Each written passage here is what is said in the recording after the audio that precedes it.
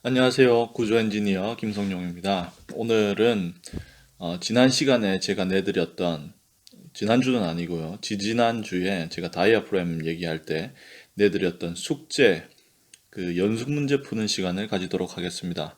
만약에 그 다이아프램 설명한 영상 보시지 않은 분들이 계시다면은 제가 여기 위에 링크 달아 놓을 테니까요. 이 영상 분명히 보시고 그 다음에 이 영상을 보시기를 권해드립니다.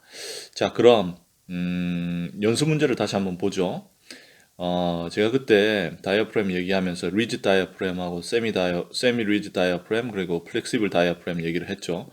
그리고 이제 실무에서는 리지 다이어프램을 많이 쓴다.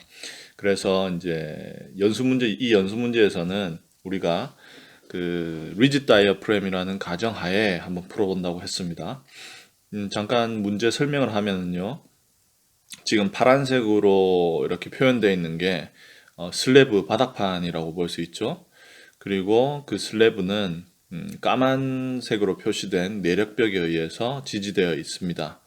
그리고 여기 빨간색 밑에 화살표 방향으로 표시된 것은 횡방향으로 작용하는 하중입니다. 횡방향으로 작용하는 하중으로서 뭐 풍하중이나 지진 하중이 될 수가 있겠죠. 이 하중이 건물에 작용을 하면 이 하중은 그 외벽을 따라서 슬랩으로 이 하중은 들어가게 되고 그 슬랩을 통해서 전단벽 또는 내력벽으로 하중이 흘러가게 됩니다. 이때에 이 하중의 힘이 그 분산되는 그런 형태, 그러니까 분포를 알아보는 것이죠. 이때 우리가 그 슬래브가 이 하중을 전달해주는 역할을 하는데 이때 이 슬래브를 갖다가 특별히 다이어프램이라고 한다고 했습니다. 자, 그러면 이게 우리가 슬래브가 리지 다이어프램일 때 이 빨간색 힘들의 분포는 어떻게 되나 내력벽에 이 힘들이 어떤 형태로 분포가 되는지 한번 살펴보도록 하겠습니다. 문제가 그렇게 뭐 많이 어렵지는 않을 거라고 생각이 됩니다. 아마 다들 다 너무 쉽게 풀었으리라고 생각을 합니다. 하지만 제가 또 이걸 한번 좀 뭐라고 하죠? 그 기본적인 것들을 좀 짚어가면서 하나하나씩 한번 설명해 드리도록 하겠습니다. 뭐 이게 많은 내용이 있는 거 아니니까 제가 금방 설명해 드리도록 하겠습니다. 자, 그러면 다음 페이지를 보시면은 제가 일단 먼저 그 이 힘을 갖다가 Q라고 정의를 했습니다. Q는 이 옆에 보시면은 그 작은 Q로 썼는데요. 이거는 이제 제가 선하중이라는 표시를 하기 위해서 작은 Q로 썼습니다. 그러니까 이 하중은 뭐 풍하중이 될 수가 있겠죠. 킬로뉴턴 퍼 미터고 이걸 갖다가 다 더하면 Q라는 하나의 힘으로 표현을 할 수가 있겠죠. 그러니까 이 선하중을 다 그 적분하면 다 모으면 하나의 Q라는 힘으로 표현을 할 수가 있을 겁니다. 그래서 나중에 이 Q가 어떻게 이 각각의 내력벽에 그 분포되는지 한번 살펴보도록 할 겁니다. 먼저 우리가 이걸 갖다가 직관적으로 보는 것은 마지막 쯤에 한번 얘기를 해보고요. 일단 그 이론적으로 식을 가지고 한번 찬찬히 한번 풀어보도록 하죠. 여기 이 문제를 풀 때 가장 기본되는 식이 있습니다. 그 식이 이 문제를 푸는데 핵심이죠. 그 식은 바로 힘은 그 강성 곱하기 변이다. 이렇게 얘기할 수 있습니다. 이 요 앞에 있는 P는 이제 제가 힘을 표시한 것이고요. 그리고 K는 강성입니다.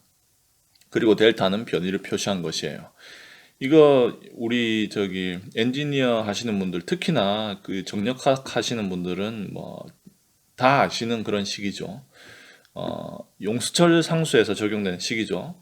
여기 용수철 상수 C나 뭐 K라고 표시를 할 수 있을 거고요. 그때 힘을 가했을 때 움직이는 변이 얘랑 강성이랑 변이랑 강성이랑 곱하면은 힘이 나온다. 이 식이 가장 기본되는 식입니다. 그러면 이 식을 우리 지금 이 케이스에 적용을 하면은 이렇게 되죠.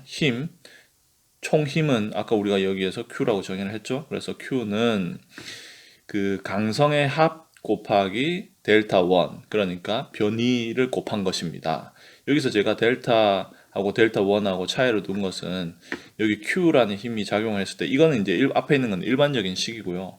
뒤에 있는 것이 이제 이 Q라는 그 등분포 하중이 작용을 했을 때 이 슬래브가 얻게 되는 그런 변이인 것이죠. 그걸 갖다가 델타 1이라고 했습니다. 그런데 여기에서 가장 아주 중요한 개념이 있죠. 제가 이걸 리지드 다이아프램이라고 했습니다. 그렇다는 말은 모든 부분에서 변이가 똑같다는 말이죠. 이 벽에서의 변이나 얘에서의 변이나 얘에서의 변이나 다 똑같습니다. 이 힘으로 작용하는 변이는 다 똑같죠. 그래서 이걸 갖다가 델타 1이라고 표현해 줄 수가 있겠죠. 자, 그러면 여기에서 우리가 모르는 것은 뭔가요? 여기 있는 그 강성의 합인 것이죠. 델타 1은 어떤 상수일 겁니다. 그리고 Q는 이 힘을 다 더하면 되고요. 그런데 지금 K가 그 총 이 전단벽 이 세 개가 만들어내는 총 강성은 모르죠. 그러려면 우리가 먼저 이 총 강성이 얼마인지를 알아야 됩니다. 이때 중요한 것이 이게 그 직렬 연결된 것인지 병렬 연결된 것인지를 먼저 판단을 해야 되겠죠. 직렬 연결된 것은 어떤 그런 용수청 상수나 아니면 강성이 있을 때 이게 직렬 연결이 되어 있으면은 이 합을 구할 때는 각각의 역수를 더한 다음에 그 역수를 통해서 그 총 강성을 구하게 되겠죠. 그런데 여기에는 그 평면에서 보시듯이 병렬 연결이 되어 있습니다. 그래서 각각의 그 강성들이 각각 자기 몫을 다 하죠. 그래서 이 병렬 연결일 때는 그 강성의 합을 구할 때 각각의 그 강성을 그냥 선형으로 더하면 되죠. 그래서 이 시스템에서의 강성의 합은 K1 더하기 K2 더하기 K3다. 그러니까 첫 번째 벽의 강성, 두 번째 벽의 강성, 세 번째 벽의 강성을 더한 것이다. 제가 여기 문제에서 그 첫 번째 벽의 강성은 K, 두 번째 벽은 K, 2K, 세 번째 벽은 K라고 했습니다. 그래서 강성의 총 합은 얼마가 되죠? 4K가 되는 것입니다. 그러면 이 4K를 우리가 구했으니까 얘를 갖다가 이 식에 넣는 거죠. 그리고 나서 이 델타 1을 갖다가 Q와 K에 관한 식으로 정의를 하는 겁니다. 그러니까 델타 1은 Q 나누기 4K 이렇게 정의를 할 수가 있겠죠. 이제 이 식을 가지고 우리가 각각 그 내력벽에 작용하는 힘을 구하는 것입니다.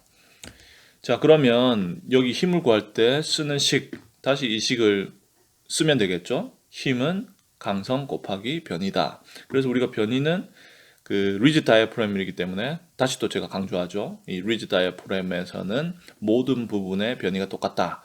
그러니까 델타 1이다. 여기 이 전단벽에서도 델타 1이다. 그럼 델타 1에다가 뭘 곱해라? 그 첫 번째 벽의 강성을 곱해라. 이 첫 번째 평의 강성은 어떻게 되죠?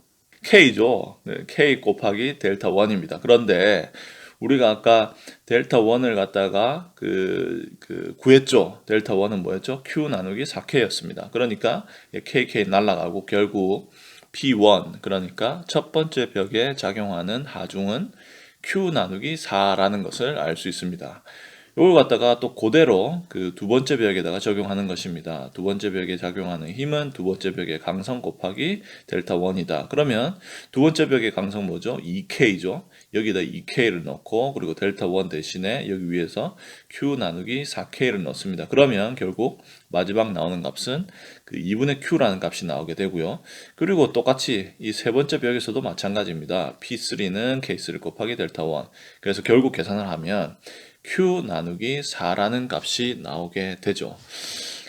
여기에서 제가 일부러 요 첫 번째 벽은 좀 뒤쪽에 위치시켰고, 세 번째 벽은 요 앞쪽에 위치시켰습니다. 사실 이것은 힘이 이 방향, 그러니까 뭐라고 하죠? Y 방향으로 할까요? Y 방향으로 작용할 때는 아무 영향을 주지 않습니다. 근데 이제 요 X 방향으로 작용할 때는 이게 약간 영향을 주게 되죠. 이 X 방향에 작용하는 힘으로 인해서 모멘트가 생기게 되고 그 모멘트로 인해서 얘들이 가지는 힘이 약간씩 다를 수가 있을 겁니다. 아무튼 우리는 지금 Y 방향으로 계산하는 거 Y 방향만 고려하기 때문에 요거는 이제 신경 쓸 필요가 없는 거죠.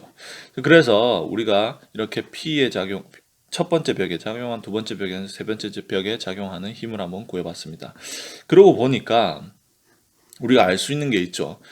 이 힘은 이 총 P1, P2, P3 다 더하면 Q라는 값이죠. 그러니까 이 Q, 이 전체 건물에 작용하는 이 하중은 결국 내력벽의 그 강성에 비례해서 분포된 것을 알 수 있습니다. 그러니까 얘 총 뭐죠? 그 강성의 합이 4K입니다. 근데 얘 첫 번째 전담력은 그의 4분의 1을 가지고 있고, 두 번째 전담력은 4분의 2, 세 번째도 다시 4분의 1. 그러니까 얘한테 4분의 1만큼의 힘이 들어가고, 얘한테는 그 반의 힘이 들어가게 되는 것이고, 이 세 번째 벽에서는 또 4분의 1의 힘이 다시 들어가게 되는 것이죠. 자, 요렇게 우리가 지난 시간에 숙제, 그 연습 문제를 한번 풀어봤습니다. 오늘도 이렇게 영상을 시청해 주셔서 대단히 감사합니다. 그리고 그 궁금한 점이 있으시면은 그 질문해 주시면 제가 성심껏 대답해 드리도록 하겠습니다. 시청해 주셔서 감사합니다.